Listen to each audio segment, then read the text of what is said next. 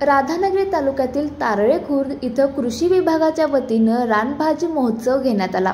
या महोत्सवात तालुक्यातील महिलांनी डोंगरदऱ्यातून तब्बल 25 प्रकारच्या रानभाज्या आणल्या होत्या।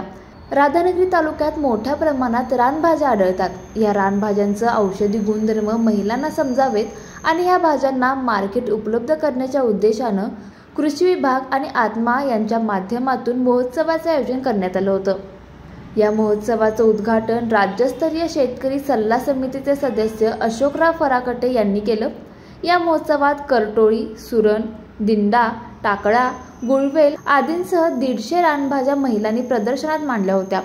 तर या महोत्सवाच्या माध्यमातून दुर्मिळ रानभाज्यांना भविष्यात व्यावसायिक स्वरूप मिळेल असा विश्वास जिल्हा अध्यक्ष कृषी अधिकारी जालिंदर पांगरे यांनी व्यक्त केला।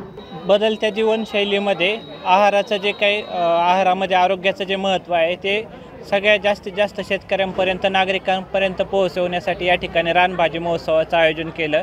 तर रानभाज्यांचं जे आहे आहारामधील आणि आरोग्यातलं जे महत्त्व आहे ते खूप महत्त्वाचं आहे। आता जे फास्ट फूड संस्कृती वाढत चाललेली आहे, जंक फूड वाढत आहेत, तर त्या अनुषंगाने ज्या रानभाज्या आहेत त्यामध्ये असलेले जे जीवनसत्व आहेत, वेगवेगळे खनिजे आहेत, त्याच्या माध्यमातून जे रोगप्रतिकारक शक्ती आणि इतर वेगवेगळ्या आजारावरती जे उपाययोजना करता येतील याचं एक प्रबोधन व्हावं या अनुषंगाने या महोत्सवाचं या ठिकाणी आयोजन केलं होतं। महिलांचा कसा प्रतिसाद मिळाला? या ठिकाणी खूप छान पद्धतीने महिलांचा प्रतिसाद मिळालेला आहे। यामध्ये आत्मा अंतर्गत नोंदणीकृत गटातील महिला त्याचबरोबर वेगवेगळ्या गावामधील महिलांनी स्वतः रानभाज्यांचे या ठिकाणी पदार्थ तयार करून आणलेले आहेत। या ठिकाणी पाककलेची खूप छान पद्धतीने स्पर्धा आयोजित करण्यात आली। यामध्ये महिलांना आपण खूप छान पद्धतीने सन्मानित देखील केलेलं आहे।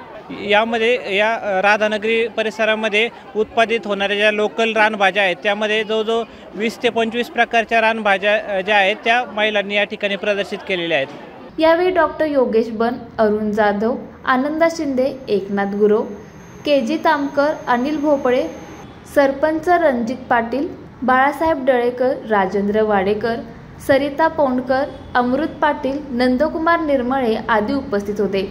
लाईव्ह मराठीसाठी राधानगरीहून स्वप्नील कांबळे। आविष्कार इन्फ्रा तुम्हाला देत आहे विविध लोकेशन्सवर NA प्लॉट्स आणि प्राइम फ्लॅट्सचे प्रोजेक्ट्स। नंदिनी जाधव नगर, शांत निवांत कोल्हापुरात घर म्हणजेच नंदिनी जाधव नगर। मल्हार रामगिरी, तुमच्या स्वप्नातील बंगल्याची पहिली पायरी। मल्हार रामगिरी हातकणंगले। पॅनोरामा हिल्स आंबा, सह्याद्रीच्या कुशीत निसर्गाच्या सानिध्यात तुमचं स्वतःचं farm house. Padmavira city Jaysingpur, एक आधुनिक लाईफस्टाईल देणारा 1 and 2 BHK होम्सचा प्रोजेक्ट।